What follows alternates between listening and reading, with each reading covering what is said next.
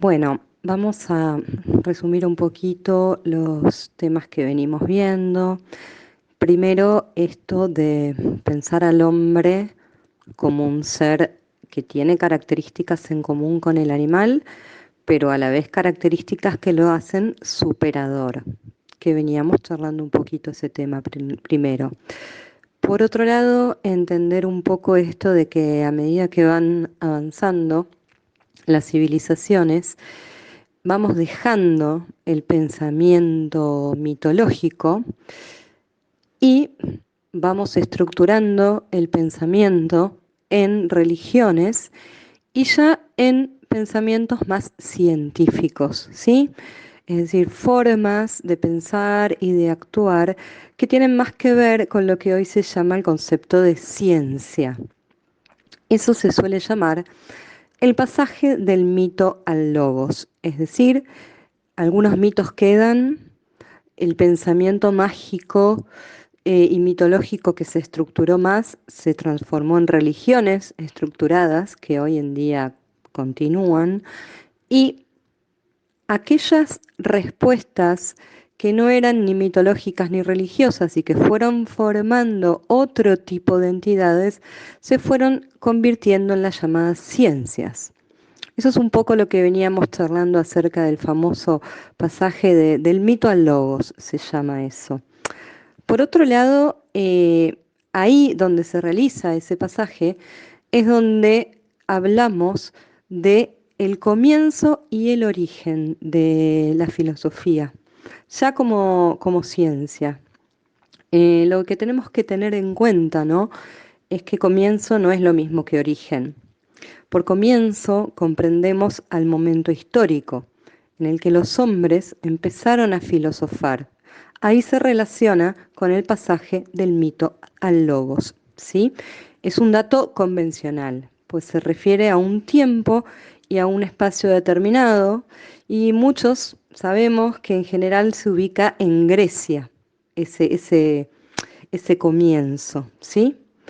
Y para darnos un siglo, podríamos hablar del siglo séptimo antes de Cristo. Es decir, que la historia de la filosofía como pensar metódico y sistemático tiene sus comienzos hace más de 2500 años. ¿Sí? También hay que aclarar que en el comienzo no hay una distinción muy clara entre filosofía y ciencia. Solo posteriormente se hará la diferenciación.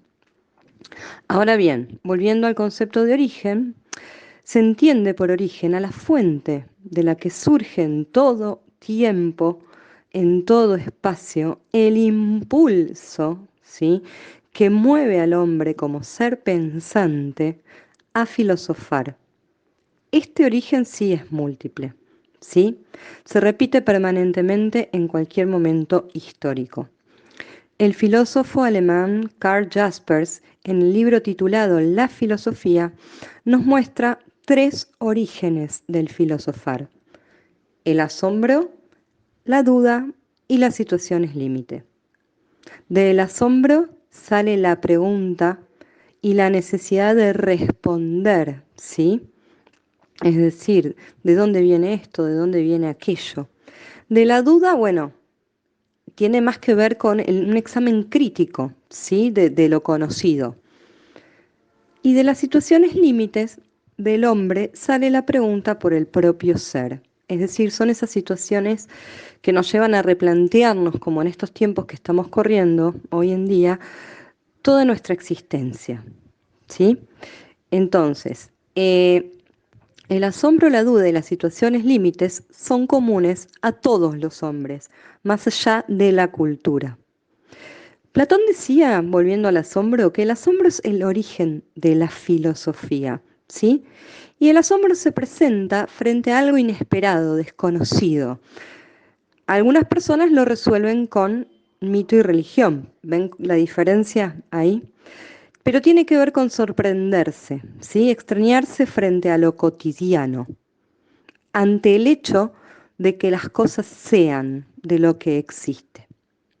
Luego Jasper nos va a decir que una vez que se ha satisfecho el asombro, pronto se anuncia la duda. Los conocimientos se acumulan, pero no hay certeza, ¿sí? Entonces, la duda tiene más que ver con una cuestión intelectual. Fíjense que está más ligada a la ciencia, la duda. ¿Se dan cuenta? Para que pensemos la forma de estructurar el pensamiento. ¿Por qué? Porque dicen que nuestros sentidos tienen limitaciones, ¿sí? Que la razón a veces nos lleva a demostraciones contradictorias. Entonces, la duda está más ligada a buscar respuestas más lógicas y más científicas, ¿sí? Esta famosa frase de Descartes que decía, pienso y luego existo. Ya lo vamos a ver mucho más adelante, igual, no se preocupen. Y en tercer lugar, el tema de las situaciones límites, ¿no? Que es cuando el hombre puede mirar hacia afuera de sí, hacia el mundo, o hacia adentro de sí, hacia sí mismo. Cuando la mirada del hombre se vuelve hacia sí mismo, toma conciencia de su situación en el mundo. No puede saberlo todo, no puede tenerlo todo, no va a vivir para siempre. Y esto le provoca angustia, que no es otra cosa que una conmoción interior, y lo lleva a formularse nuevas preguntas sobre sí mismo.